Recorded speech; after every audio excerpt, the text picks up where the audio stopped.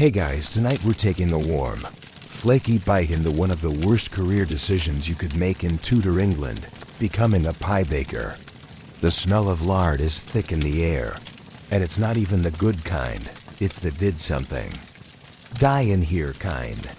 Rain taps on a wooden shutter behind you, but inside this dim little bakery, it's just you, a bucket of congealed beef fat, and about 7 very judgmental pigeons on the WINDOWS.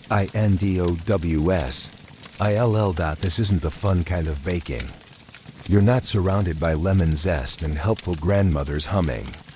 No, you've got soot on your face, a cough that's too wet to ignore, and a crust recipe that involves boiling flour, water, and animal drippings until it resembles edible concrete. You've just stepped into the daily hell of a Tudor pie shop. And buddy, you're gonna regret this. You sure you want to stay? Because honestly, you probably won't survive till Thursday. The heat hits you first. It's not cozy warmth. It's wavy air, sweat through your socks, bake your eyebrows off heat. You lurch past a slouching stack of wooden trays toward the back oven. A great black beast built into the wall, its belly glowing like it's been whispering secrets to hell. The master baker is snoring in the corner, holding what might be a turkey leg or just a very large rat. He muttered something about you starting right away and then passed out. So now you're standing ankle-deep in flour dust, staring at the unfinished morning. Pies with fillings that look like a crime scene. Each pie is about the size of a human head. Some are for customers, some are for nobles. One, unsettlingly, is just labeled Godwin do not open. You decide to leave that one alone. As you lean down to examine your task, your knees crunch from yesterday's fall.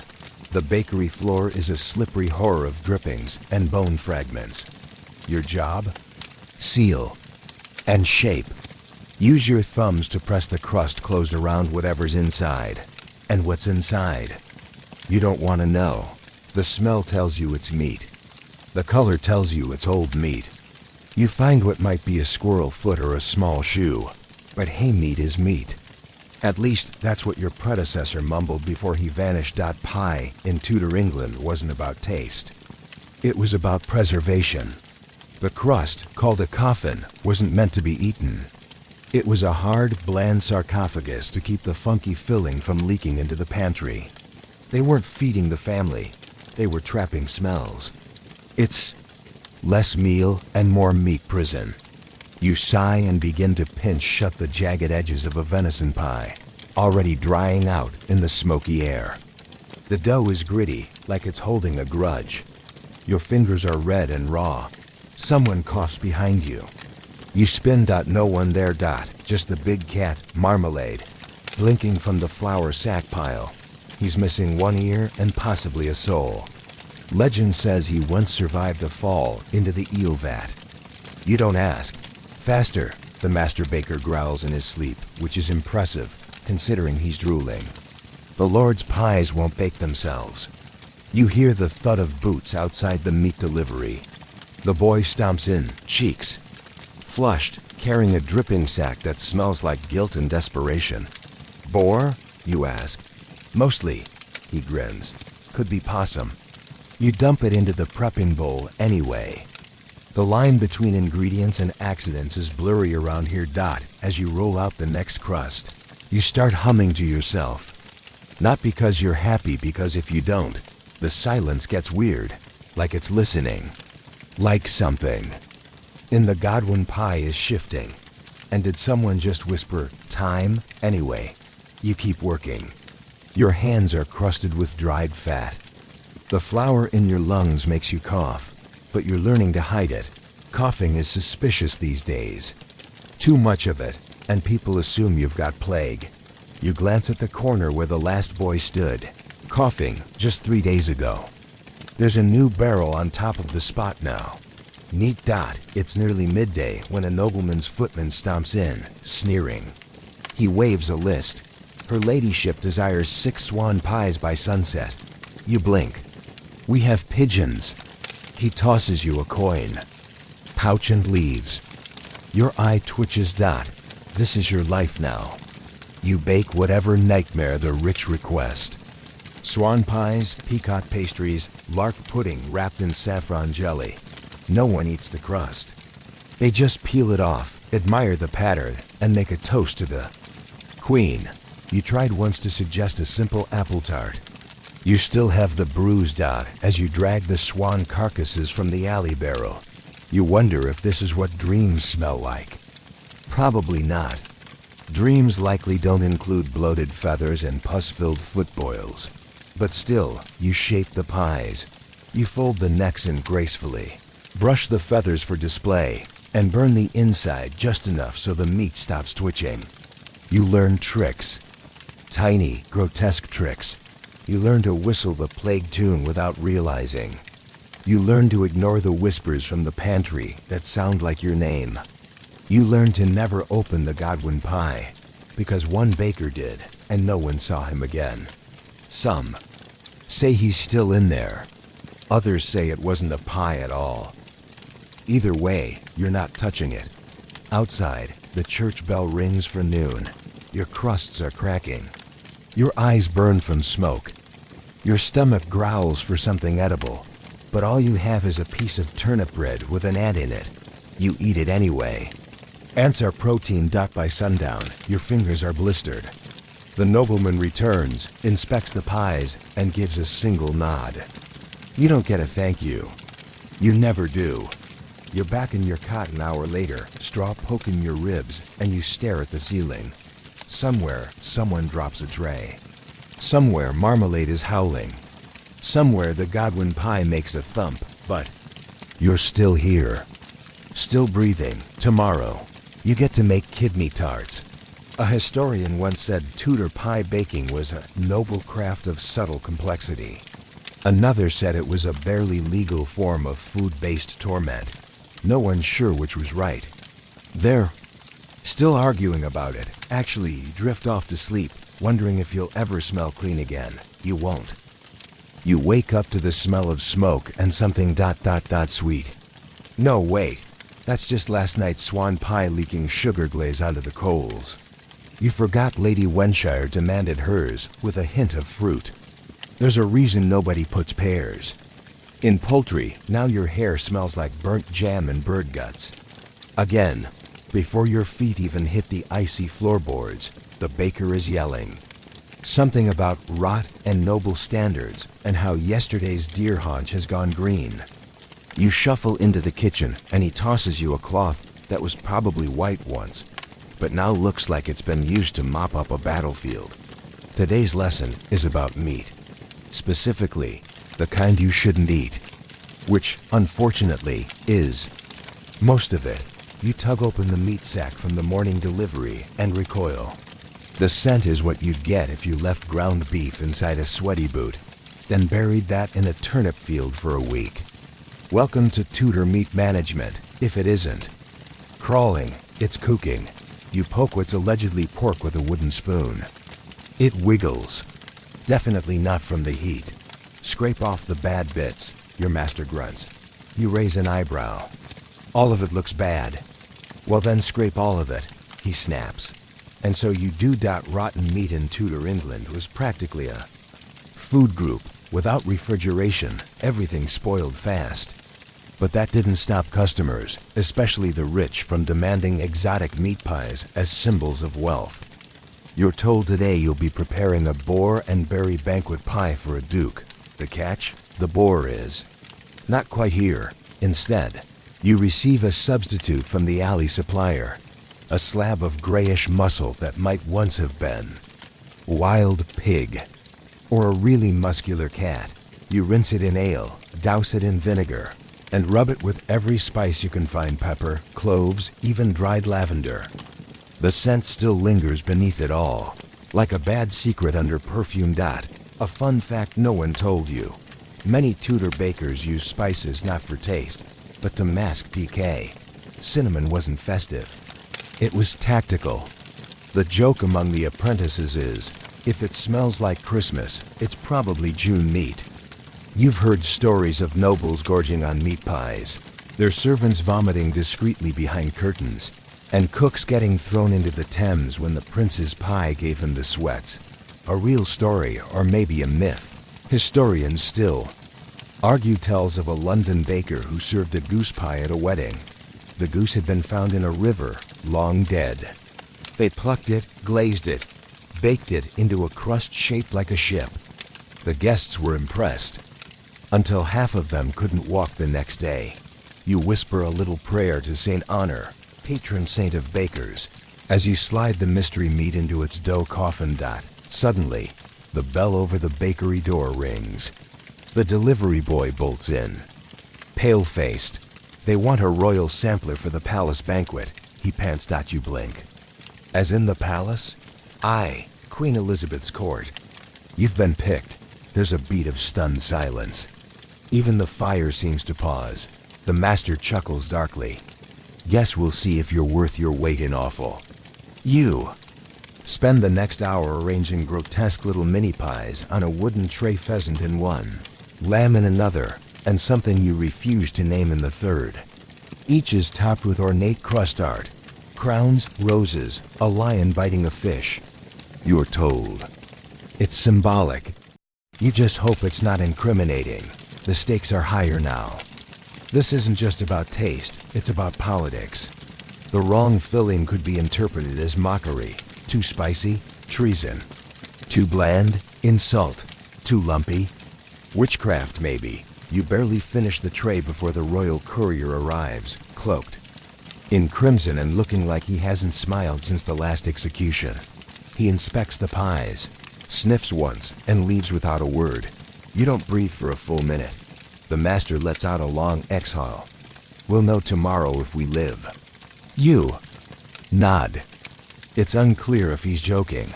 Meanwhile, another pie order arrives, this time for the Bishop of Ely. He wants roast tongue and marrow, seasoned heavily and folded into a double crust. You almost respect the specificity. Almost. You ask, double crust? Top and bottom? Of course not, the master snaps. 2 tops. He's serious. That night, after the baking is done and the hearth burns low, you scrape your hands raw in the wash basin, trying to scrub the smell from your skin. It clings like guilt. Even your fingernails feel greasy. You sit on the steps, the only fresh air you'll get today. The moon is a pale coin in the sky, and the street rats chatter like gossiping courtiers. You rest your forehead on your knees. Somewhere in the back of the shop, a crust cracks open with a sound like a sigh. You decide not to investigate. Funny thing, the nobles demand the richest pies, but never eat the crust. All that effort, all that decoration tossed aside like bones. You wonder how many secrets have been baked into pies like these. Love notes, poison, curses. Rumors say the queen herself once received a pie that sang when opened, literally, a hidden musician. He choked on the steam and passed out, but still, what a gesture. Some say pies were weapons. Others say they were warnings. Historians still debate it. You just bake them, and somehow you're still alive. For now. You're halfway through washing yesterday's blood-soaked apron when the delivery boy screams. Not a little yelp. A full-throated, I've seen a ghost, and it has teeth kind of scream. You drop the apron and run to the alley door, nearly slipping on a rogue onion peel. There he is, pale, wide-eyed, pointing to the pantry. There's something in the raisin barrel, he stammers. You sigh. Last time it was a bat. The time before that, just a hedgehog. This bakery is basically a nature documentary with worse lighting. But as you approach the pantry, something skitters. Something long. Something ... squishy. You lift the lid to the raisin barrel and freeze. That is not a raisin. It's a tail. A thin, gray, twitching tail, tangled among what you now realize are not exactly dried fruits. You slam the lid down. You try not to think about how many pies went out yesterday with extra chew. Welcome to Tudor pantry management. Sugars are rare treasure, so dried fruits are your sweet lifeline. Currants, dates, and raisins give Your pie's that little burst of, oh, this isn't completely meat. But storage is a nightmare. Everything comes with bugs. Weevils are a given. Worms, often, mice, regular guests, rats, practically co-workers. You pull out a half-filled sack of currants and shake it. Something drops out with a plop. You don't look. Instead, you start sorting by hand, removing obvious filth, brushing off fur, and hoping no one notices. No one ever notices. Especially not the nobles, who eat like they've never chewed before. You reach for another barrel and spot a paw print in the flour, not a cat's. Hey, you shout. Did marmalade grow thumbs? No answer. The master baker is too busy trying to recreate a French pear and pork tart requested by a diplomat who insists it tastes like Ottoman lion. He's also completely illiterate and can't read the recipe he bribed someone for. So he's throwing random spices into a pot and swearing at cinnamon sticks like they owe him money. You suggest maybe testing the filling first. He laughs. The last boy who said that swallowed a clove and died. He might be joking. You honestly can't tell anymore. By noon, you've cleaned out most of the pantry and arranged your raisins in 2 piles. Probably safe and definitely alive. Use the safe ones in today's pigeon and fruit pies. You hope they're pigeon. They came from the roof and had wings, and honestly, that's close enough. As you crimp the crust into little leaf shapes, you try to imagine who's eating these. A widow? A knight? A courtier trying to flatter his way back into the queen's circle? Do they even see the food before devouring it? Or are they too busy judging the shape of the crust? One story floats around among the bakers, probably exaggerated, but who knows? A young girl once baked a love pie for her betrothed, hiding her ribbon inside. Romantic, right? Except the ribbon wrapped around his tooth mid-bite. He screamed, thought it was a curse, and she ended up in the stocks for attempted sorcery. So, no ribbons today, just raisins. And maybe a tooth, if that last bite of mutton was anything to go by. Later, as you're pulling pies from the oven, the heat fogs your eyes. The back of your neck itches. The dough burns your fingertips. And the smell, it's familiar now. A yeasty blend of smoke, meat, and something sweet, but always just off. Like someone describing vanilla who's never actually smelled it. Raisins go in the nobles' pies, the master grumbles. Barley in the peasants. What if the nobles get the rat tail? He shrugs. Tell him it's French. This is your life now. You dodge rats and shape dough and pretend everything is fine. Outside, someone yells about ale prices. A dog barks. You hear church bells. Another day ticks by. As you mop the floor, you think about your hands. The dough clings to your knuckles like glue.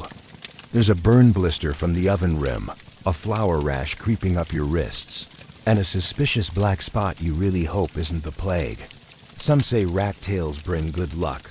The delivery boy says, watching you scrub. In the East, they eat the whole thing. You stare at him. I read it somewhere, he adds. You're not sure he can read. Still, some historians do argue Tudor England had a surprisingly tolerant view of food contamination. Others claim the rules were strict but simply ignored unless a noble got sick. Truth is, we still don't really know how much people noticed the difference between currants and crawlies. One diary from a court cook describes a pie that did crawleth, but none complaineth. Scholars still debate whether he meant bugs or just the feeling of regret. You finally collapse onto the bench near the fire. Marmalade curls beside you, purring like a saw. He smells like fish guts and ash, but right now, he's the coziest thing in your world. You close your eyes. Just for a second, from the pantry, a scratching noise. Nope. You single quotes. Re not checking tonight. Let the raisins defend themselves. You're halfway into a dream involving warm baths and bread that doesn't scream when you slice it, when a shout from the bakery jolts you upright. Where's my coffin? No, not an actual coffin. No, honestly, some mornings it's hard to tell the difference. He's talking about the pastry shell. Welcome to the Tudor paradox of pie making. The crust called a coffin isn't meant to be eaten. It's not flaky, it's not golden. It's a fortress, a casing, a stale, rock-solid meat sarcophagus. And it's your job to build them. Today, the master's in a mood. He claims your coffins are too fragile and embarrassing to God. You need the dough harder, muttering apologies to no one in particular. The Tudor pie coffin is a feat of ugly engineering. You boil water, lard, and flour into a paste so thick it could stop a charging boar. Then you mold it fast before. It sets like concrete. Miss your timing, and it'll crumble like your hopes. You slam your hands into a lump of this stuff. It burns, you wince. There's always that split second when the dough goes from steamy porridge to medieval armor, and you're never quite ready. Use your thumbs, the master barks. You do. They vanish up to the knuckles. It's like sinking into warm clay, if clay smelled faintly of pig and regret. You press the base into a wooden mold carved with roses, lions, and the occasional angry cherub. Some baker, centuries ago, decided pie should double as political statements. So now everything you bake carries hidden messages. A rose signals loyalty. A dragon means victory. A heart? Treason, probably. Your current pie mold depicts a serpent biting its tail. You decide not to ask. As you press the sides, you feel the crust stiffening. There's no second chance here. No fixing, no patching. If it cracks, you start again. Or lie. You often lie. You fill the base with meat, something grayish, gelatinous, and vaguely hissing. It might be rabbit, might be cat. At this point, even the cats look nervous. You cover it with a lid, seal it with egg and fat, and begin crimping the edges shut. Tudor pies are sealed tight, airtight. That's the whole point. They can be stored for weeks, even months. One noble famously opened a 6-month-old pie during Christmas. The smell killed a servant. Maybe an exaggeration, maybe not. Historians still argue about the source. You just know you're not eating anything 6 months old. You shape a little decorative swan onto the top. Your thumbprint becomes its eye. Too smug, says the master. You squash the eye. The funny thing is, even though nobody eats the coffin, people still judge it. The nobility poke at the crust like it's supposed to be symbolic. A cracked coffin might imply weakness. A soggy bottom? Treasonous laziness. One misstep and you could find yourself whipped, jailed, or, worst of all, demoted to pasty duty. You. Remember poor Thomas, the last apprentice, burned one pie. Just one. They sent him to the gruel stalls. You saw him last week. His eyes were hollow. His spoon was shaking. Don't burn the base, you whisper to yourself, placing another coffin into the oven. The fire licks at your knuckles. You smell burning dough. You hope it's someone else's. At midday, a noble's footman arrives, demanding a venison pie with ornamental ivy. Ivy, in this context, means you need to hand mold 12 tiny ivy leaves out of dough and attach them with lard glue, he adds, and no cracks. Her ladyship fears spiritual contamination. You stare at him. From a pie, she's sensitive. You get to work. By now your fingers are stiff and pink. The dough fights back. One leaf breaks. You eat it. Out of spite, the master walks by, sniffs the air and stops. You using your own flour? You blink. What? That smells like ... pride. Careful, lad. You're not sure if it's a joke. Maybe nothing's a joke anymore. Still, there's a strange satisfaction in building. Something like this. Something solid. Something that holds. You think about all the things that don't hold anymore: roofs, promises, wages. But your crust? It stands ... One baker once tried to make an edible coffin crust using butter instead of lard. It flaked. Apart mid-delivery, collapsed in the cart, and ended up on the Archbishop's dog. No one's seen that baker since. Some scholars believe the crust's true purpose was symbolic. a container for memory, a shell for decay, a miniature tomb. Others think it was purely practical. One French cook called it le mur du dégoût, the wall of disgust. The debate continues, but you just need it not to leak. You finally slide the last pie into the oven. You've burned 3 fingertips, and your left eyebrow smells distinctly cooked, but the coffins are standing tall, uncracked, unmoving, unholy. As the fire crackles, you lean against the flour sack pile. Marmalade yawns beside you, his breath like sardine death. You watch the pies rise, and you wonder what happens to the crusts after they're peeled away. Do they get fed to pigs? Ground into feed? Buried? Or maybe, like old secrets, they just sit somewhere in a cold room, sealed tight, waiting to be opened, waiting to be remembered. You hope no one remembers the one you dropped last week. You've barely blinked before the master bellows your name again. Something about the milk's gone rogue. You trudge toward the storeroom like a condemned soul and lift the lid of the wooden pail. A thick, sour aroma punches you in the face with the enthusiasm of a tavern brawl. The surface is no longer milk. It's become something sentient, lumpy, and definitely plotting against you. You sigh. It's Monday morning. Of course the milk's turned. No one in Tudor England trusts milk. It's suspicious, unstable. The white lie of beverages. Without refrigeration, the stuff curdles faster than gossip, and it rarely arrives at the bakery in anything resembling liquid. It's either cheese's evil cousin or a kind of phlegmy soup. Still, Lady Whittle demands a custard pie by sundown. Custard. A pie filling made of milk and eggs. 2 things you currently have, neither of which resemble food. You glance at the egg. Crate. Half are cracked. One chirps softly. You decide to ignore that. With your usual combination of denial and prayer. You strain the curdled milk through a cloth. It helps. Now it only smells slightly demonic. You beat in sugar, nutmeg, and a spoonful of brandy, not for flavor, but as a sort of desperate bribe to the gods of dairy. Then comes the moment. The pour. It oozes into the crust like wet regret. You look away. Custard pies are notoriously treacherous. The line between silky delight and scrambled horror is razor thin. You must bake it low and slow, like whispering someone to sleep while balancing a barrel on your head. You place it gently in the coals and whisper, please don't curdle, until the master shoos you off. More pies. He growls, and check the cream for the syllabub. You grimace.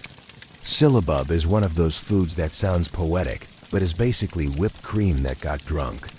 You mix cream, sugar, and wine, then beat it until it sours, froths, and asks to speak to the manager. You find the cream. You regret it immediately. It's separated into 3 disturbing layers: yellowish water, cheesy globs, and a top film that could double as shoe leather. You stir it. It fights back. Still, the nobles expect syllabub. They demand syllabub. The baker once forgot it at a banquet. A baron threatened to duel him with a spoon. So you keep stirring. As you beat the mixture with a birch whisk, you hear footsteps, light ones. A woman in fine shoes peeks in, nose wrinkling. She's from the manor up the road. Likely a handmaid, or judging by her frown, someone who thinks all bakers are pirates. Is that the custard? She asks. You nod. It's baking. Slowly. She sniffs. Lady Whittle says it better not taste like the last one. You want to ask what that means. You really do. But she's already gone.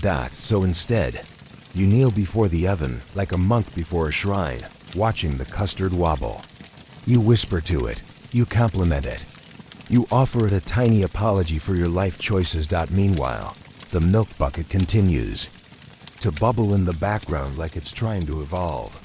A rat leaps from the flour bin and runs across the room. You barely flinch. Another normal day. Eventually, you pull the custard pie from the oven. It jiggles, but it doesn't collapse. You've done it. For now, you set it on the cooling rack and write "Do not touch" in chalk. The master immediately picks at it with a spoon. Mildly revolting. He grunts. Perfect. You wipe your hands and go outside for air. The chill hits your face like a blessing. You sit on the stoop, crust flakes clinging to your sleeves, and stare at the sky. Clouds gather. The air smells of smoke, chimney soot, and the faint hint of goose. Marmalade hops onto your lap. He's damp. You try not to think about why. In town, the bell rings again, one long toll. A cart of milk barrels rumbles past. You wave. The driver shrugs. Don't trust it, he says. You nod. You never do. A few scholars once claimed that dairy products were healthier in Tudor England because cows were grass-fed. Others countered with, yes, but they drank it raw, unfiltered, and often from the same bucket they bathed their feet in. Honestly, you believe both. You head back inside. The syllabub has settled, sort of. It resembles sweet mud. You swirl it into goblets, top it with a curl of lemon peel, and mutter an apology to Lady Whittle's stomach. Another noble's boy arrives, demanding delivery. You watch him carefully lift the custard pie, balancing it like a crown. If it survives. The ride over cobblestone roads. It'll be a miracle. If it doesn't, well, there's always another chicken that'll lay, and another barrel of doom milk waiting to congeal. And you've learned to spot a good pie day by how much of it you don't remember afterward. You're still half asleep when your hand brushes the oven rim and sizzles like bacon. You don't even flinch anymore. Pain's just background music, now like the creak of the rafters or the soft rhythmic coughing of the master baker. Welcome to the part of your pie apprenticeship where things get dangerous. Today's lesson, the oven. Specifically, the communal oven. You thought the bakery had its own? Adorable. Unless you're some well-funded monastic kitchen or the Queen's personal chef, you're sharing your fire with a dozen other sweaty lunatics, each yelling about whose pie is whose and whether that goose should be sizzling yet. You sling your tray over your shoulder and step out into the alley, dodging slop puddles and horse droppings like a medieval Olympic event. The communal bakehouse sits near the market square, its chimney already coughing up thick, black smoke into the gray sky. Inside, it's a war zone. Bakers elbow for space. Flour dust hangs like fog, and a man in the corner is fanning his cheeks. With cabbage leaves, the oven's mouth gapes open, a black cavern so hot you can't look directly into it, without your eyebrows considering resignation. You wait your turn, pies wobbling on your board. One is for a night's dinner. One is for the cathedral staff. One is labeled simply, for Mistress L. You don't ask. You never ask. Finally, your chance. You lunge forward, thrust the pies into the oven with a long-handled paddle, and slam the door shut. You feel the heat rise through the soles of your shoes. Your hands are already red from yesterday's batch, but this is the kind of heat that makes bread cry. A boy next to you is weeping quietly. He dropped a fish pie. The contents splattered across the floor and are now indistinguishable from the pigeons pecking near the corner. No tears, mutters. An older baker. The oven respects confidence. You nod solemnly. You have no idea what that means. The bakehouse keeper, a barrel-shaped man with soot for eyebrows, glares at your pies through the door slot. Too close together, he grunts. They'll boil over. That custard'll pop. You want to argue, but the oven burps ominously. You back away. Burns are common here. No gloves, no safety. Just splinters, soot, and desperation. One man lost 2 fingers last week. No one noticed until the next day. Pie still tasted good, someone had muttered. Historians still debate the extent of communal baking accidents. Some claim ovens were organized with military precision. Others say they were culinary free-for-alls with a survival rate comparable to ship combat. The truth is likely somewhere in between, covered in soot and quietly screaming. You check your final. Hand. Blister forming. Classic. You lean against a barrel. Someone's arguing over spice rights. A woman slaps a boy with a leek. In the corner, a tiny child licks a dripping goose pie and vanishes into the crowd. No one stops him. 15 minutes in, you start to feel your soul leave your body. The oven door creaks open again. Your custard hasn't exploded.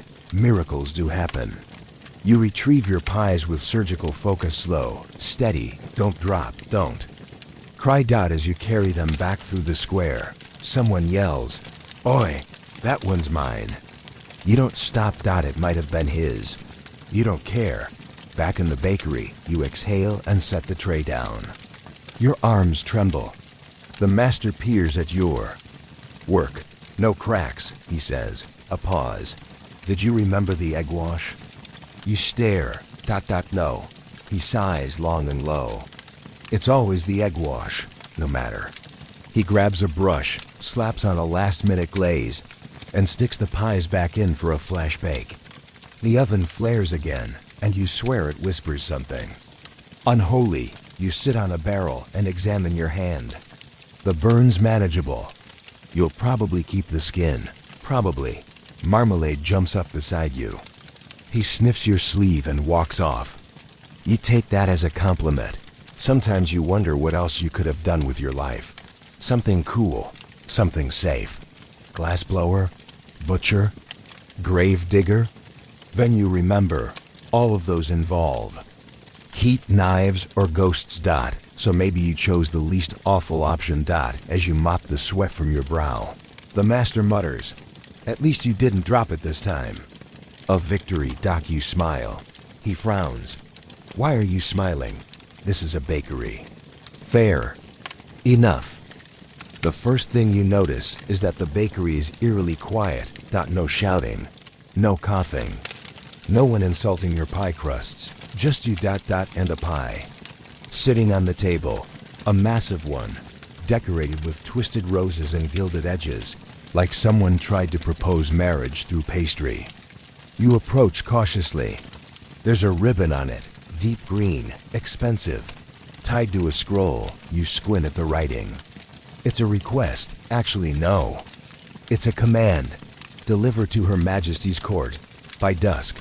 With utmost care. From the kitchen of Lord Altham. You swallow hard. There's an old saying. A pie for the queen is a test. A pie for the queen that isn't perfect is an execution. Or maybe that's just bakery gossip. But still, this is the pie. The one that could make you famous or flatten you like badly proofed dough. The filling? Lamb, prune, and rosewater with saffron crust and decorative fig leaves. On the surface, it sounds edible.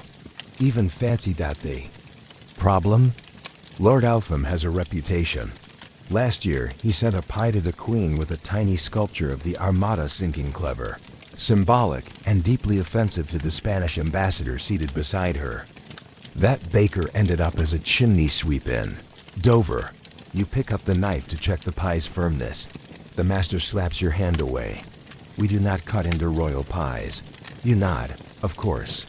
"Silly you," he adds. "Also, don't smile when you deliver. They'll think you're hiding something." Great. No smiling, no slicing, and definitely no sniffing. That went badly for the last apprentice, who caught a noseful of duck pie and passed out during a banquet. You start packing it for travel. Thick. Cloth, wooden box, satin lining. This pie is going to ride in more style than you've ever dreamed of. And yes, it's heavy, dangerously so. Like holding an angry toddler made of meat and judgment. The courier cart arrives at the door. A velvet-seated thing with golden trim and no suspension whatsoever. You climb in with the pie and try not to vomit as it lurches forward down cobbled streets. Every bump feels like a test. Every shout from the street a personal omen. You pass. Fishmongers, prostitutes, priests. All of them oblivious to the high-stakes custard cannonball wobbling in your lap. Somewhere behind you, marmalade follows, or maybe haunts. You're not sure. Any more dot by the time you reach the palace gates, your back is drenched. The guards look at you like you're already guilty. One of them lifts the lid. Peers inside. Dot sniffs. Dot says nothing, then waves you in. Your heart tries to exit through your throat. Dot inside. The court is a circus of silk, perfume, powdered wigs, and political desperation. Nobles strut like exotic birds. Servants scurry like frightened mice. You flower-dusted and wild-eyed look, like a ghost who took a wrong turn at the bakery. You present the pie to a steward with a mustache so large it has its own personality. He reads the tag. Ah, Lord Altham's confection. He pauses. You're not Lord Altham's cook. You stammer something about being the apprentice, about flour, about heat and hard work and destiny. He nods once, slowly. Let's hope you didn't insult the Queen's teeth this time. Wait, what? Apparently, last week's crust was too hard. A molar was lost. You're shown into the banquet hall not to attend. Of course, but to place the pie, dead center, on a silver tray. Surrounded by peacocks, sugared plums, and one unfortunate roast. Hedgehog with cherries for eyes. The Queen hasn't entered yet. You stare at the pie. It stares back. Did that fig leaf move? Leave, someone whispers. You leave. Fast. Back at the bakery. You collapse onto the flour sacks. The master's nowhere to be seen. Probably out betting on eel races again. You wait. An hour passes. Then two. Finally, a boy in royal livery arrives. Brace for impact. He walks in, hands you a note, and leaves without a word. You open it with trembling fingers. Just one line. Her Majesty found it ... agreeable. You exhale for what feels like the first time all day. The master later grunts. Didn't get a coin though, did we? No, you didn't, but you're still breathing, and in this business, that's worth more than gold. Historians still argue over whether royal food tasters actually sampled every dish. Some say yes. Some say it was more theatrical than practical. Some say the tasters were just unlucky relatives of disgraced barons. All you know is, no one died from your pie. Yet. The pie shop smells like smoke, sweat, and cloves. You wrinkle your nose. Cloves mean one of two things. Either someone's trying to cover up a meat disaster, or there's company. And not the good kind. A moment later, the door slams open, and in walks a man in velvet. Thin mustache, bright doublet. Looks like he's never baked anything but his skin under the sun. He's holding a scroll, and a smile that feels too sharp to be friendly. Royal audit. He announces, as if declaring the end of days. You blink. The master baker mutters something that rhymes with ducking bell. Every few months or whenever. The court needs drama. The crown sends food inspectors. Their job? Make sure the bakeries supplying the elite aren't serving poison, rats, or seditious symbolism baked into crusts. Their actual job: shake people down, terrify apprentices, and collect favors. You've never been through one before. You regret being alive. The inspector unrolls his parchment, adjusts his ruffle collar, and begins pointing. Open that sack, he says, jabbing toward the flour. You do. A moth flutters out. You pretend you don't see it. He leans down, sniffs, scoops a pinch of flour and tastes it. You stare. He holds up a hand. I've trained my tongue. I can taste mold, ash, even fraud. You didn't know fraud had a flavor. He moves on to the spice rack. He demands to see the saffron. The master hesitates a moment too long. It's in the back, he says. You both know it's gone. Saffron costs more than rent. You used the last of it on the Queen's pie. There's a jar on the shelf labeled saffron in shaky script, but it contains marigold petals and optimism. The inspector dips a finger in. Tastes. He murmurs. Surprisingly floral. You hold your breath. He doesn't explode. Yet. He moves on to the eggs. The vinegar, the chopped suet. Then the pie's cooling on the rack. He prods one with a thin brass needle and sniffs the steam. You see his nose wrinkle. He scribbles something. You try not to panic. What's this one? He asks, pointing to a round, pale monstrosity with a single slice of orange peel on top. You squint. Pig cheek and fig for Father Odo. Unusual, he says. You want to reply. So's Father Odio. Instead, you nod. He reaches into his satchel and pulls out a block of wax and a metal seal. Without asking, he stamps the pie dot. It now bears the royal seal. You blink again. Wait, does that mean? It's been approved for noble consumption, he says. You stare. You weren't even trying with that one. Sometimes life is stupid. Sometimes. It's just lucky. As he prepares to leave, he turns back. There have been rumors, he says, tone darkening, about seditious bakers, pies with ... messages, hidden meanings, crusts that protest taxes. You wouldn't know anything about that? You shake your head so fast your brain rattles. He nods slowly. Good, because if I find a crust with a coated snake or, God forbid, a Tudor rose with 7 petals, you'll be scraping pots in Calais. He disappears out the door in a swirl of lace and menace. You exhale. The master claps a hand on your shoulder. You didn't spill anything. That's progress. You collapse into the bench, legs jelly, that night. As you scrub the counters with vinegar and curse under your breath, you think about the strange, terrifying power of food. How something so small, a crust curl, a pinch of spice, a symbol can send you to prison or the palace. Some scholars say Tudor pie crusts were an early form of communication. Others argue the symbolism was incidental, born of superstition and flowery boredom. The truth is, even now, we don't know what meanings were truly meant or which ones were invented afterward by ambitious historians. You mop up the last of the day's spills. Your hand aches. Your nose is full of clove dust. Your apron has a stain shaped suspiciously like France, but no one died. No one was arrested, and Father Odo will be thrilled. You wake to the sound of bells, low, solemn, distant, not church bells, not a wedding. These are the bells they ring when someone's been hung for stealing apples. You yawn, stretch, and get flour in your eye. Again, welcome to Tudor England, where death is seasonal and pie making is eternal. This morning's order is unusual. Messenger arrived just after dawn, mud-soaked, grim-faced, and clearly terrified of the scroll he was carrying. The wax seal was broken, but still sticky.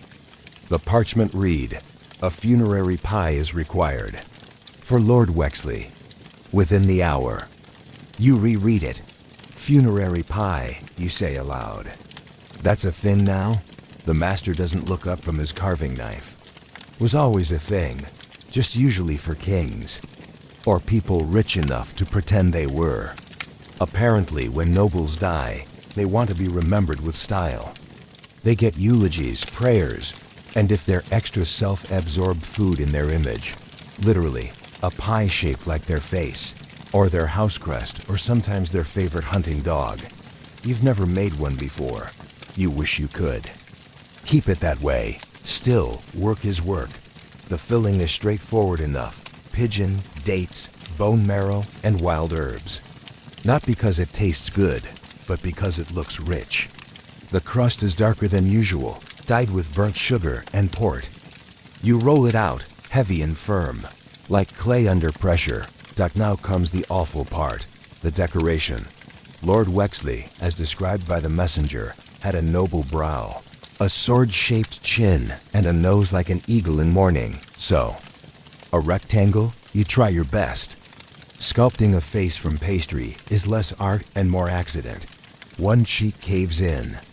The nose cracks. The master peers over your shoulder and mutters, "It's not bad." He was never handsome. You crimp the edges. Add a border of twisted vines, death, rebirth, that sort of thing. In the center, you press the seal of House Wexley. 2 sparrows. Fighting over a fig. The master adds, "Don't forget the eye holes." You stare. "The what?" "Eye holes," he repeats. "So the steam escapes." but we just stuck raisins in there. He shrugs. Then the raisins will weep. You don't like that sentence. Still, you finish the face. It's uncanny. Slightly ghoulish. One side looks surprised. The other looks like it's already past judgment. As it bakes, the room fills with an oddly sweet, somber smell like grief dipped in cinnamon. The delivery boy refuses to carry it. Not after last time, he says, clutching a wooden charm. Against his chest. No one asks that, so you go. The road to Wexley Manor is cold and muddy. The pie box sits heavy in your lap, shifting slightly with every bump. You're almost certain the raisin eyes are following you. At the manor gate, the guards nod you through with barely a glance. This is routine for them. That says everything. Inside, mourners in black velvet drift through the halls like slow-moving ghosts. A harp plays somewhere. No one meets your eyes. You place the pie on the long oak banquet table beneath a portrait of the deceased Lord Wexley, in full armor, scowling slightly at a pear. You compare it to your pie. Not bad. Actually, you're about to leave when a woman young, red-eyed, still wearing her mourning veil, approaches. She looks down at the pie, then at you. You made this? You nod. She reaches out, plucks one of the fig sparrows from the edge, his favorite. She says it without smiling. Then she turns and walks away. You leave in silence. Later, back at the bakery, the master claps you on the back. Didn't catch fire? No one cried on it? Not directly, you reply. He grunts. Then it's a success.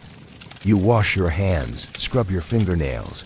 Try not to think about faces made of flour. Historians debate whether funerary pies were common or merely theatrical one-offs. Some accounts describe entire banquets of mourning-themed dishes: black puddings, salted dove, pies shaped like skulls. Others suggest they were just rumors invented by jealous kitchen rivals. But in the quiet of the bakery, with the oven's glow fading and the flour settling like ash, you can't help but wonder how many memories have been buried in crust, and how many are still waiting to rise. You're halfway through mixing a questionable batch of veal and rhubarb when the church bells ring, not once, not twice, but 13 times. 13. The master freezes. Marmalade bolts under a sack of barley. Even the dough seems to flinch. Drop the spoon, because everyone knows what 13 bells means. Witch trial. You step outside, apron still dusted in lard, and join the stream of gawkers flooding toward the square. Not because you're curious, no. You just want to see who it is this time. The accused is already on the platform, hands bound, surrounded by men in black. Not priests, worse, commissioners. She's young, mud-streaked, and looks exactly like someone who'd be blamed for someone else's spoiled pottage. This'll slow orders, the master mutters beside you. He's not wrong. Whenever there's a trial, nobles throw feasts. Celebrations of justice, they call it. Which means pies. Dozens of them. With symbolic fillings, rooster for vigilance, blackberry for sorrow, nutmeg for divine balance. That's right. In Tudor England, even your herbs are making statements. Back at the bakery, the list is already arriving. 2 rabbit and rosemary pies for Lord Belling's dinner. 1 elderberry tart for the bishop's gathering. And the boy reading pauses. And he looks up. 1 swan and crimson grape coffin for the magistrate's banquet. You blink. We don't have swan. The master scowls. Use goose. Stretch the neck. Paint it silver. And just like that, you're wrist deep in moral ambiguity and bird fat. You don't have time to think about the trial. About the girl. About how easily one wrong word can land someone on a pyre. Instead, you're hunting for crimson grapes in the pantry. You find raisins. You soak them in wine and pretend. The goose is roasted, neck propped like a question mark, wings tucked politely. You glaze it until it shines like gilt. You nestle it into the coffin, crust thicker than usual, darker too. The master says the magistrate likes his pies ominous. You crimp the edges into thorn shapes. Add rose petals soaked in vinegar for a splash of red dot, and then you do something you've never done before. You press your thumb into the side of the pie. Not decoration dot, just a mark dot. It won't mean anything to anyone but you, but it's there. Later, the magistrate's servant picks it up with gloved hands. He doesn't meet your eyes. That's fine, you don't need thanks. You just want it gone.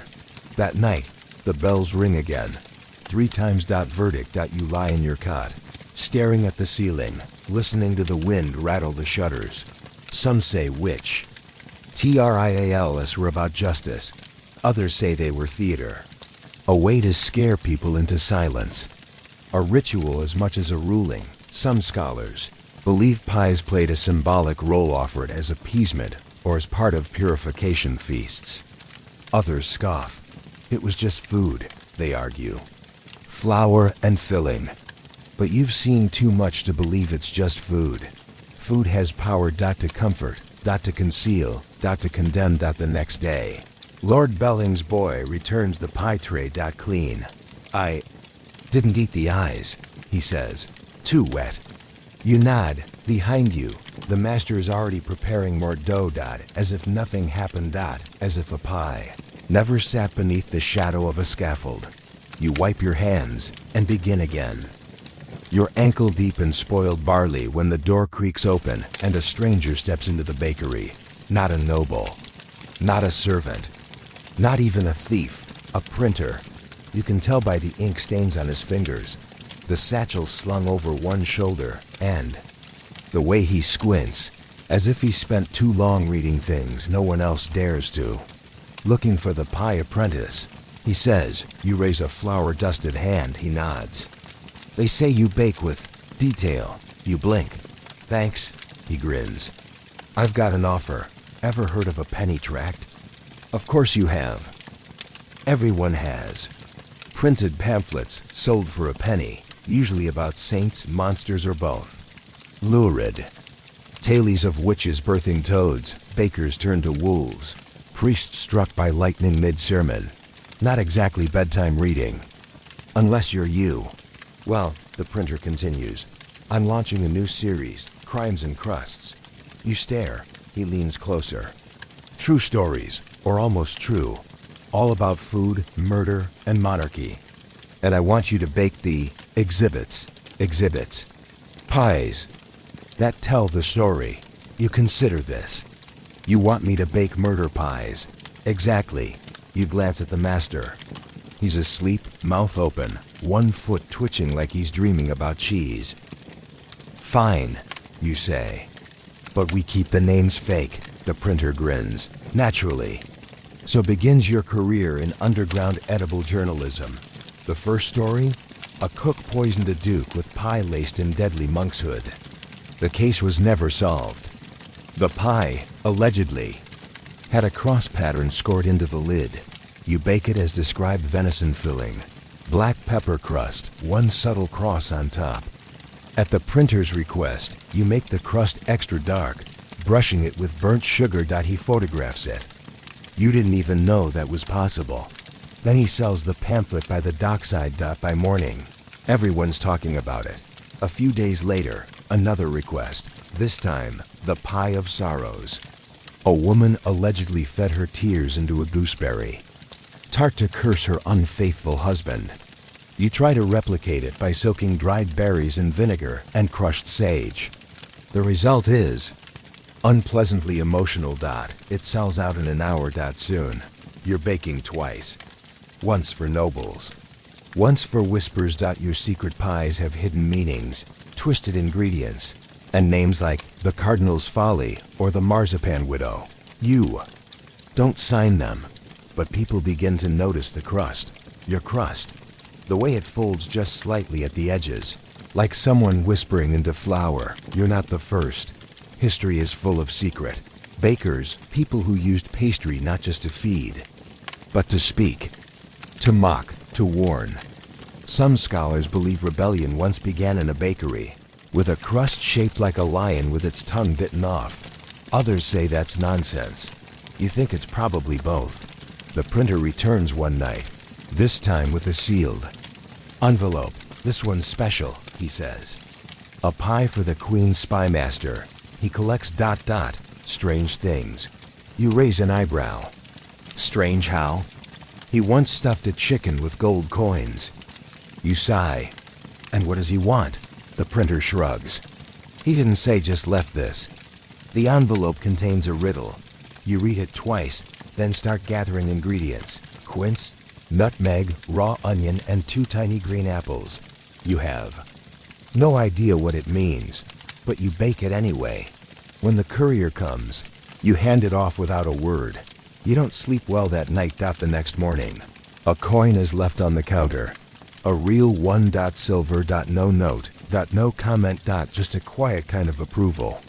You pocket it, say nothing, and keep baking. Because some stories are best told in crust, and some messages are safer when eaten. Your knuckles are stained purple from elderberries. There's flour in your lungs and a splinter in your thumb the size of a toothpick. And yet, somehow you feel ... important. Because today, you're baking for a play. Yes, a play. Not a noble. Not a bishop. Not a funeral. Theater. The traveling troupe that's set up in the field behind the tanner's yard is staging a morality play. And they want food to match the drama. That's their actual phrasing. You should have run. Instead, you agreed. Because they promised coin, applause, and artistic freedom. You, dear baker, are about to learn that theater folk are worse than nobility. The lead actor is a man with wild hair, velvet hose, and the posture of a collapsing tent. He insists that the pies must evoke temptation, and that you layer the filling with sign. Is sign a spice now? You ask. He doesn't blink. Use cinnamon. So you do. You begin with something simple. Spiced apple and pork, heavy on clove, soaked in sweet wine. You shape the crust into winding vines, snake-like, suggestive. Add a small red carrot in the center of each, like the forbidden fruit. The actor declares, clapping. They name it the Pie of Pride and assign it a scene of its own. During the second act, a man bites into it on stage and dramatically dies.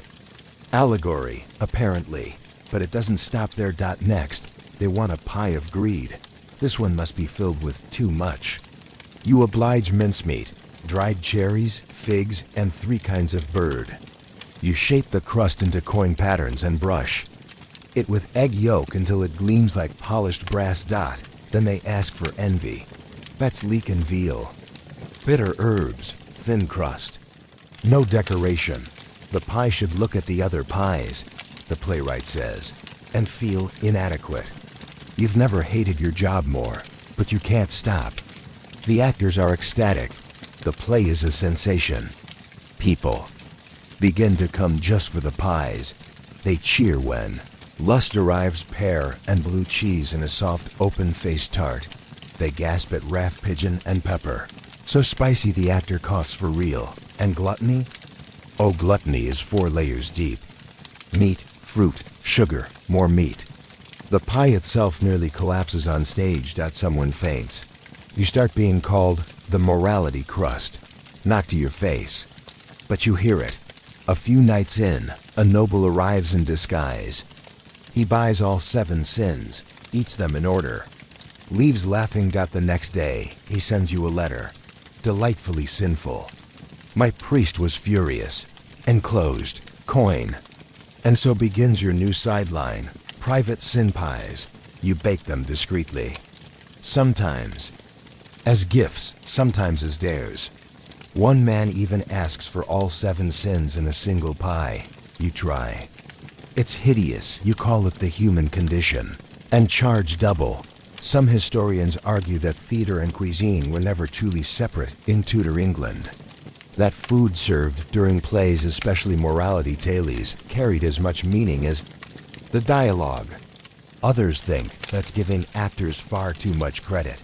You think they're wrong, because one night, as you watch from behind the curtain, a young girl on stage takes a bite of sloth, a cold oak tart with no seasoning, and spits it out in disgust. The crowd laughs, and just like that, you understand. Pies can preach. They can move people. Not with sermons, but with spice. And sometimes, just sometimes, that's enough. Rain pours in sheets as you hammer the wooden shutters shut. Outside, the streets are turning to soup, and someone is yelling about floating chickens. Inside, the bakery is dry, warm, and full of lies. Specifically, meat lies. Because today, you're making mock pies, fake meat, illusions, trickery in a crust. And yes, it's completely normal. See, not everyone in Tudor England could afford venison or swan, but everyone wanted to appear like they could. So bakers like you learn to fake it. You learn to make an onion taste like a duck's cousin. Boil the parsnips, the master calls, and mash them fine. We've got a lamb pie. Going to the mayor, you blanch. Parsnips aren't lamb. He shrugs. They are if you add mint and lie. So that's your task today. Lie. To the tongue, to the nose, to the poor unfortunate soul who commissioned a beef and marrow feast on a barley budget.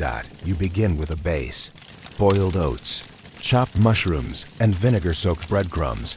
You season aggressively pepper, cloves, even a pinch of juniper. Then comes the mold, a wooden cutout shaped like a hind quarter. You smear the mixture inside, coat it with oil, and seal it in pastry like it's hiding a body. You do this 6 times before you even blink. Next, the master says, a fishless eel pie. You stare. No eel? No eel. He pulls out leeks. Long, slippery. Tell them it's fresh water. You mash the leeks. Boil them with wine and chopped almonds. The smell is convincing. Almost. You coil the mixture into the crust like a green serpent and cover it in scales, made from baked pastry slivers. Once painted with egg yolk, it almost glistens like skin. You don't know whether to be proud or disturbed. Possibly both. Mock pies are popular during Lent, when eating meat is forbidden, but cheating God through seasoning is apparently fine. Once heard a priest say that the devil hides in indulgence. You now suspect he also hides in nutmeg. The baker's assistant brings in a special. Order something called a coffin pie. Not just a crust, a statement. Thick, tall walls, meant to last for weeks. Inside, preserved root vegetables carved into tiny birds, Lenten pigeons. The assistant says, you don't ask. You build the crust by hand, layer by layer. It's not meant to be eaten, only to contain. You carve prayers into the lid, in Latin, or something Latinish. Who's checking? Some scholars claim that mock pies were a satire food theater, meant to mock the rich. Others say they were acts of devotion. Look, I crave meat so badly I made a turnip into a chicken. Either way, the technique is real. The illusion? Flawless. You finish the coffin pie with a cross of rosemary and a single slice of dried pear in the center to symbolize sacrifice, the master mumbles. Although he mostly just likes how it smells. At the end of the day, your fingers are stained with beet juice, your sleeves smell of vinegar, and you're 90% sure you've made a goose out of cabbage. You sit by the oven, watching the pies cool, wondering what else people are pretending to be. Because this world, it loves pretending. It pretends nobles are noble. It pretends the laws are just. And today, it pretends these pies are full of meat. You smile a little, not because it's funny, but because it works. And sometimes, a good lie is all you have. You're pulling a tray of steaming mock pigeon pies from the oven when the door slams open, and a man bursts in, cloak dripping, cheeks flushed, hat ridiculous. Are you the baker? He demands. The master grunts from the corner. Which one? The man points directly at you. I've been told you can bake messages. You pause. Maybe, you say carefully. What kind of message? He leans closer. A proposal. Oh no, you've heard of this. The courtship pie. A dangerous, flowery tradition wherein young hopefuls hire you to bake their deepest feelings into pastry. Because nothing says marry me like hot gooseberries and marital pressure. The man drops a pouch of coins onto the table. I wanted to say, I am clever, committed, fertile, and I own a pond. You blink. That's specific. I'm in competition with a lute player. He adds, now it makes sense. You agree to the challenge. The next few hours are spent brainstorming ingredients like they're metaphors, which, in this case, they are.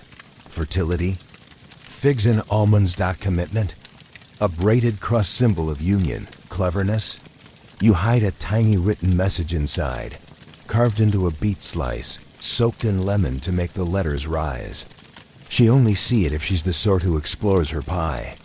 Before eating. The pond, duck, obviously. Or at least something that died near a duck. You settle on duck liver and pear, arranged artfully. You craft pastry reeds around the edge of the lid. One swan in the center, painted with egg yolk and streaked with wine for realism. The result is romantic? Terrifying? You're not sure anymore. The man picks it up with reverence. I shall deliver it at dusk, he whispers, beneath her window. You hand him a sprig of thyme, for luck. The next day, he returns. You brace yourself. She said yes, he grins. She said she's never seen anything so suspiciously confident. Apparently that was enough. You're too tired to argue with love logic. From then on, the requests flood in. Pies for affairs, pies for forgiveness, pies for apology, for envy, for one noble woman who simply wanted to say, I know what you did last midsummer. That one was blackberry and menace. You become known not publicly, of course, as the crust of the heart. Not all the pies go well. One girl weeps after biting into a faithfulness tart and finding not cherries but onions you didn't make. That one, it was her sister. Long story. Historians are divided about whether food was really used for romantic messages in Tudor England. Some say it was all superstition. Others point to recipe books filled with euphemisms. Pudding of affection. Ladies trust bake. Sealed lips custard. You believe all of it, because late one night, a messenger arrives, soaked to the bone. He holds out a bundle, a small, humble pie. Inside is a note, scrawled in flour-dusted ink. She loves the way you fold the crust. She misses the time.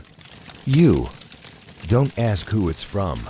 You bake the same pie again, quietly, lovingly, and send it back, no one needs to know. Because sometimes, a pie says more than a letter ever could.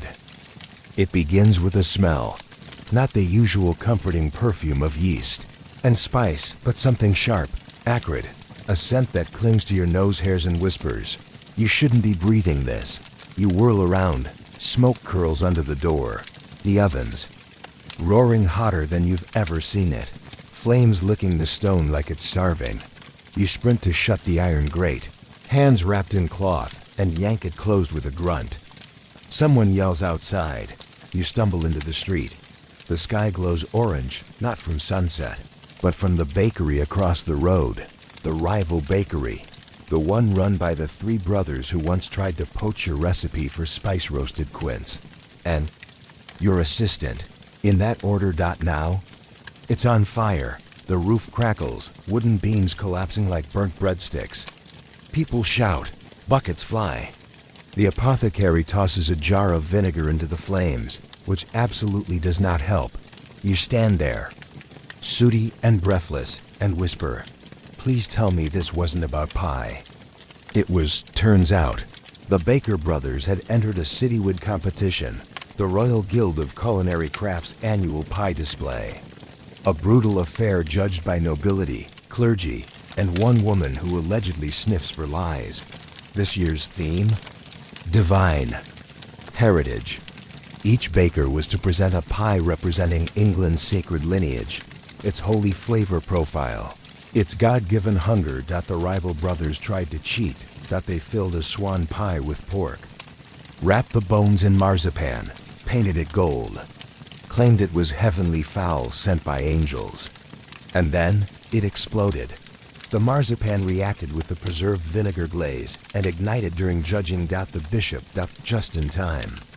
The lute player was not so lucky. Your bakery was second on the list to be judged, which means the judges are still coming. You sprint back inside. Get the heritage pie ready, you scream. The master glances up from his nap. What heritage pie? You slap a tray onto the counter.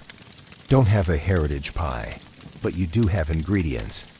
Instinct, and a desperate urge not to be imprisoned for serving uninspired pastry. You begin with beef, salted, aged potatoes - New World scandal. Yes, but the nobles secretly love them.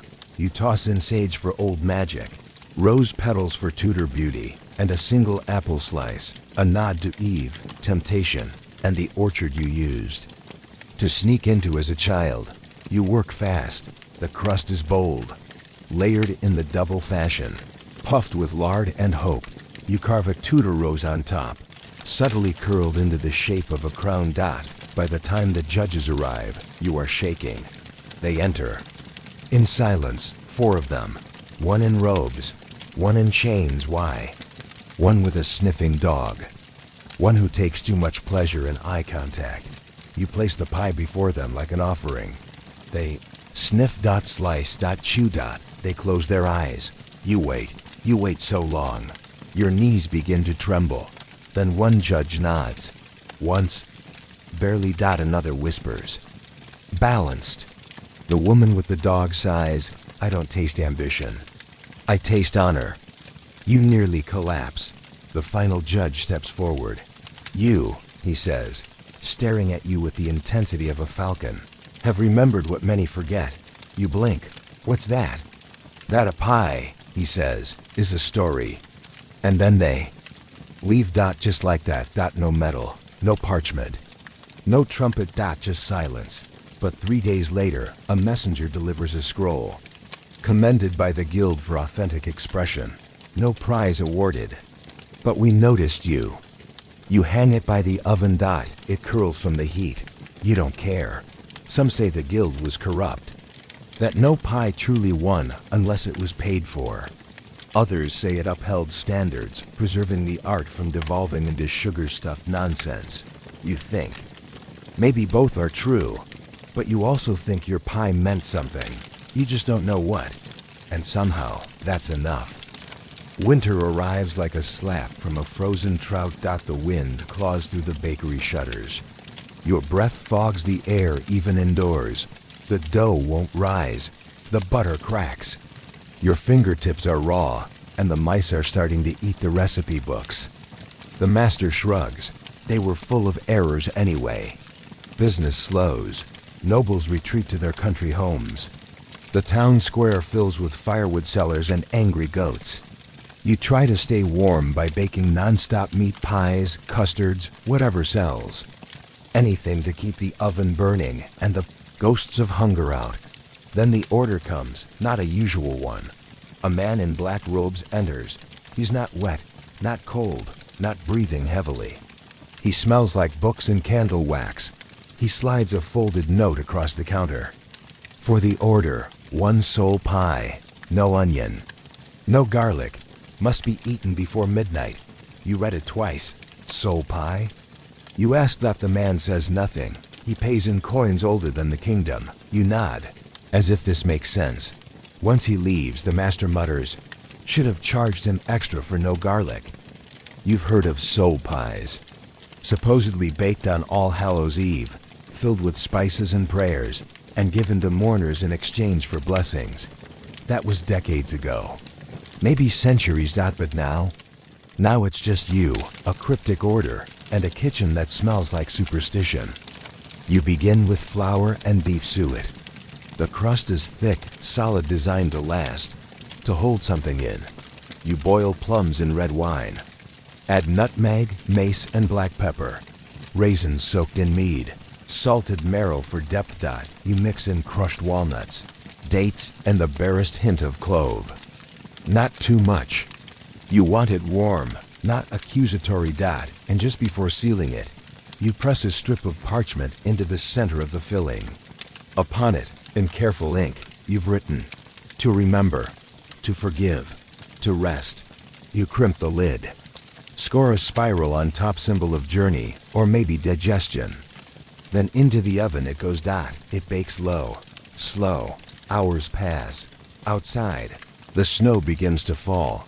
The bakery is quiet except for the occasional hiss of steam and the soft, rhythmic tap of marmalade snoring on a sack of millet.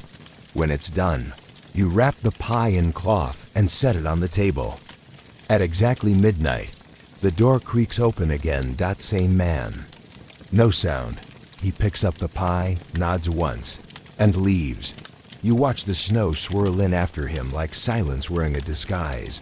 The next day, a loaf of dark bread appears on your step, shaped like a heart.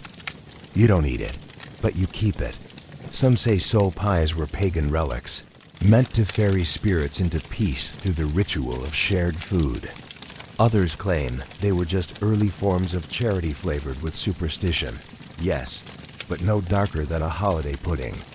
Still, that night, you dream of a table in a forest laid with pies, each one steaming, each one waiting, and something tells you not all of them are meant to be eaten. The frost doesn't melt that morning, not even by noon, which wouldn't be strange, except it's spring. You step outside, breath clouding, and see the frost crawling up the bakery sign like a spider spun from ice. The sun's out, but the air tastes like a cellar, damp, metallic, and waiting. That's when you hear the bell, not the church bell, not the market bell. The summons bell. You freeze. It rings only once every few years, when the crown wants everyone. Sure enough, by sunset, a parchment arrives. By royal command, you are to appear at Whitehall, accompanied by your craft, 3 days hence. You stare at it for a full minute. I've never been arrested this politely. You mutter. The master's expression is unreadable. Take the pie tools, he says. 3 days later, you find yourself in London. The city is louder, sharper, and 10 times smellier than the one you left behind. Horses clatter across cobblestones. Street vendors scream about oysters. A man in a cloak offers you truth for a penny. You don't ask what kind. At Whitehall Palace, the guards usher you in with gloved hands. They don't explain. They don't smile. They just point you toward a side hall that smells like ink, wool, and quiet danger. Inside, a man in a fur collar, thin, pale, vaguely bat-like, greets you. Your pies, he says, have ... reputation. You begin to sweat. Reputation is not a safe word. He nods to a long wooden table. The Queen desires a test. 1 pie, 1 audience, 1 purpose. You. Swallow. What's the purpose? He leans closer, to reveal a traitor. You're not sure if your heart stops or starts sprinting. Apparently, there are suspicions. A courtier unknown has been feeding secrets to the French. No proof, no confession, but they believe, somehow, a pie might do what words cannot. Bake. U.S. truth. The man says, you don't argue.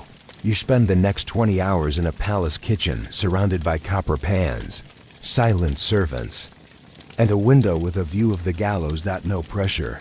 You choose careful ingredients. Duck for loyalty or irony, currants for secrets, red wine for bloodlines. You knead the dough like it owes you money. On the lid, you carve a rose delicate. Pointed, around it, 7 leaves, exactly 7. Because 7 is the number whispered in a recent rumor you weren't supposed to overhear.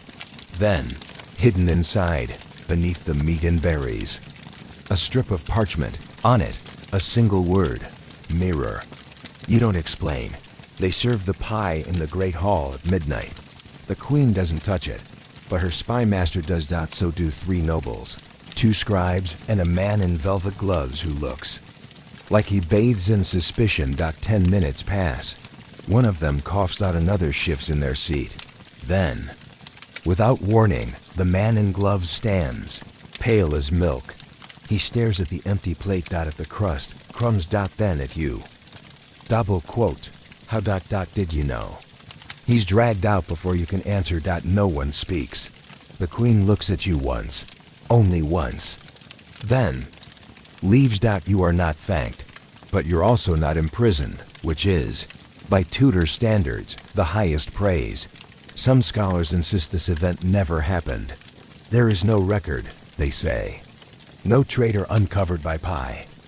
Others point to a sudden vacancy in the Queen's inner circle, followed by a suspicious abundance of duck dishes at court. You never bake that pie again. But sometimes, when you carve your crusts just so, you wonder what else they might say if someone knew how to listen. The rains return without warning. A slate-colored sky leans over the town like a closing lid. The bakery walls sweat. Flour clumps in the air. Nothing bakes right. Nothing dries. And worst of all, the rats are singing again. Not literally, but they're bold, too bold. One of them dragged off an entire turnip in front of you. Made eye contact the whole time. The master watches it all with eerie calm. They know something. He mutters, sipping cider. You've learned not to ask. Then comes the summons. Not from the Queen, not from any noble, from a monastery, a monk in sandals sopping. Serene arrives at dawn with a request. A pie, he says, for illumination. You blink, as in, lighting or the soul? Yes, he replies. And walks off. No further explanation. You and the master exchange a look. Bet it's for one of those secret vigils, he says. Monks get bored. They want symbolic snacks. Still, you begin. You start with honey. Thick, floral, not for sweetness, but for memory. Then lavender dried crushed into sugar and folded into the crust. For the filling, lamb and fig, salt, and lemon peel, a bed of barley. Each ingredient chosen for metaphor. Lamb, of course, is innocence. Fig is wisdom. Salt is pain. Barley endures. You shape the crust in spirals and rays, like sunbeams, like sermons carved in pastry. It smells like a hymn. The pie is collected in silence by a second monk. You're not told what happens next. But a week later, another order comes, same as before, but larger. You comply, and then again, and again. By the fourth pie, the note includes a new instruction. Add saffron. Just a pinch, he's ready. You have no idea who he is. You're not sure you want to know. Some say monasteries once held secret rituals involving food transubstantiation taken literally. Others say it was just hungry men looking for holiness and flavor. You start dreaming of corridors filled with chanting. You wake up craving rosemary. One night, you get curious. You bake an illumination pie for yourself, same ingredients, same care. You cut a slice, slowly, reverently. You eat it, you wait. Nothing happens. Then an image, vague, in your head. A cathedral, carved from sugar. A door that doesn't open, but hums. The face of your mother, dusted with flour, smiling in candlelight. It's gone in a blink. You finish the slice, hands shaking. You don't bake that pie again, but you write the recipe in the margins of your old ledger. Tiny. In invisible ink made of lemon juice. Some truths aren't for everyone, especially not the ones wrapped in butter and baked at precisely 375 degrees. The letter arrives sealed with wax, shaped like a wolf's head. That's never a good sign. You open it with a butter knife. The Duke of them will visit incognito. He desires one pie, a rare pie. A pie made only once before by a cook who died the next day. He will arrive at dusk. Prepare accordingly. You sit down. Hard. Because this is legend. You've heard the whispers. A phantom pie. A pastry so perfect, so strange, it supposedly drove its creator mad. No recipe, no records. Just stories passed like secret seasonings between trembling apprentices. Madness pie, the master calls it, chewing a pickle. Every few decades, someone tries.